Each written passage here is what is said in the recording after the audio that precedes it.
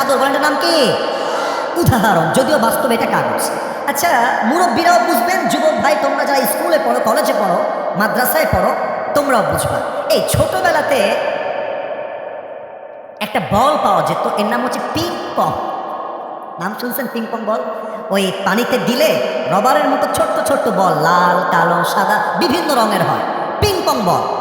তো মনে করেন আমি বলটা ভিজিয়েছি, সবগুলো দানা দানা বল, অথবা কয়েকটা মুক্তার ছোট্ট ছোট্ট দানা আমি আমার চাদরে রাখলাম। চাদরে রেখে এই চাদরটাকে ধরে, আমার চাদরটা দেখবেন, কেউ আমাকে দেখবেন না, উদাহরণটা বুঝবেন। চাদরটা ধরে যদি আমি এমনি ঝাড়া মারি, দেখবেন বলগুলো চতুর্পাশে ছিটকে ছিটকে পড়বে। কিয়ামত যখন সংগঠিত হবে, আল্লাহ বলছেন ওয়াইদাল কাওয়াকিবু তাতারাত, তারকাগুলো ছিটকে ছিটকে পড়বে। ওয়াইদাল বিহারু ফুজ্জিরাত, সমুদ্রের পানিতে একটা সুনামি শুরু হয়ে যাবে। ওয়াইদাল কুবুরু বু'থিরাত, প্রত্যেকটা কবরকে আল্লাহ তাআলা ফেরেশতার মাধ্যমে উন্মোচিত করবেন। এর ব্যাখ্যা কি? এটা খুব মারাত্মক ইন্টারেস্টিং ব্যাখ্যা। আমরা একটু প্রশ্ন করতে চাই, আমাদের প্রথম নবী নাম কি? মাঝে তোমরা খুবই active, thank you so much, জাযাকুমুল্লাহ খায়র। ডানে তোমরা, you are not active, left side you are not active man. Why man, why you are not active? আরে আমার তো মনে হয় এখানে মাহফিলে 95% যুবক ভাইরা এসেছে, আর যুবকদের গায়ের শক্তি আর গলার কণ্ঠ বিড়াল বাচ্চার মতো নয়, সিংহের মতো গর্জন দিয়ে কথা বলতে হবে, ঠিক কিনা বলো? এবার সাউন্ড আসছে। কবরগুলো উন্মোচিত হবে, এর ব্যাখ্যাটা কি বোঝাবার জন্য এক প্রশ্ন করেছিলাম, এবার উত্তরটা জোরে চাই। বলেন তো সবাই, প্রথম পুরুষ, প্রথম নবী নাম কি? আদম আলাইহিস সালাতু ওয়াস সালাম। ওইখান থেকে নিয়ে ফ্রম দিস টাইম যতগুলো মানুষ মারা গেছে, প্রত্যেকটা মানুষকে তার কবর থেকে আবার উঠানো হবে। কেমনভাবে উঠানো হবে এক্সাম্পল দিলে আরো ভালো বুঝে আসবে। স্কুলের ব্যাগ, মাদ্রাসার ব্যাগ, কলেজের ব্যাগ, মাঝে মাঝে কাঁধে আমরা ঝুলাই কি ঝুলাই না? আচ্ছা, স্কুলের ব্যাগে কি থাকে?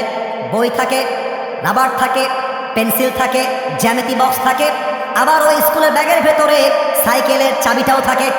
এখন মনে করেন এইটা আমার স্কুল ব্যাগ, পেছনে আছে, এর ভেতরে বই, খাতা, কলম, পেন্সিল, রাবার, জ্যামিতি box, everyone is in this bag, সব এখানে আমি রেখে দিয়েছি। এখন ব্যাগটা আমি সামনে নিয়ে আসলাম, আমার স্কুল ছুটি হয়ে গেছে, I have to go back to my home, বাসায় আমাকে যেতে হবে। এখন এর ভেতরে সব কিছু আছে, চাবিটাও আছে। এখন মাথায় কাজ করছে না, আরে চাবি কই রাখলাম, আরে সব উঠা, এমনি এমনি এমনি এমনি যা মন চায় সব বের করবে, চাবিটা খুঁজতেই হবে। কুবুর বু'থিরাত, বা'থারা এর অর্থ হচ্ছে এইভাবে খুঁটিয়ে খুঁটিয়ে বের করা, খুঁজে খুঁজে বের করা। মানুষকে যেখানে যেভাবে কবরস্থ করা হয়েছে, প্রত্যেকটা মানুষকে তার কবর থেকে খুঁড়ে খুঁড়ে বের করা হবে। যে যেখানে যেমন ভাবে দাফন করা হয়েছিল তেমন ভাবে তুলে নিবে একজন। বলেন সবাই, তিনি কে? এবার আসুন মূল ব্যাখ্যায় ফিরে যাই। আল্লাহ তাআলা এই 4টা আয়াতের ভিতরে কিয়ামতের ছোট্ট একটা বয়ান দিয়েছেন, কিন্তু হাদিসে আসছে আমার বাম পাশে বড় আলেম বসে আছেন, আমার স্টেজে আলেম ওলামা বসে আছেন, আমার সামনে অসংখ্য মাদ্রাসার ছাত্ররা বসে আছেন। আমি যা রিসার্চ করেছি, আমি যা স্টাডি করেছি, আমার কথা যে 100 এক হবে ব্যাপারটা এরকম নয়। আমার কথার মাঝে ভুল হতে পারে, এটা জেনেই আমি আমার ব্যাখ্যা শুরু করলাম। হাদিসে আসছে কিয়ামতের পূর্বে আল্লাহ রাব্বুল আলামিন পুরো পৃথিবীতে 2টা ফু দিবেন, আর মানুষগুলো মৃত্যুর পরে আর একটা ফু দিবেন। মোট 3টা ফুয়ের মাধ্যমে কিয়ামতটা সংগঠিত হবে। 1 নাম্বার ফুর নাম হলো, হাদিসে আসছে নাফখাতুল ফাদা। আল্লাহ বলবে ইসরাফিল সিংহাটা নিয়ে একটা ফু মার, একটা ফু মারবে। ইয়াউমা ইয়াকুনুন নাসু কাল ফারাশিল মাবসুস, মানুষগুলো বিক্ষিপ্ত পতঙ্গের মতো নিক্ষিপ্ত হবে। ওয়া তাকুনুল জিবালু কালআহিনিল মানফুস, পাহাড়গুলো ধুনিত তুলার মতো উঠতে থাকবে। এক মা যে গর্ভধারিণী মা, সেও চিৎকার দিয়ে দৌড় দিবে। পুরো পৃথিবীটা কেঁপে উঠবে, পাহাড়গুলো ভেঙে যাবে, সমুদ্রের পানিগুলো উথাল মেরে উঠবে, পুরো পৃথিবীটা everyone will be just like shaking, কাঁপতে থাকবে, ছুটাছুটি করবে। আল্লাহ বলবে ইসরাফিল এবার 2 নাম্বার ফু দে।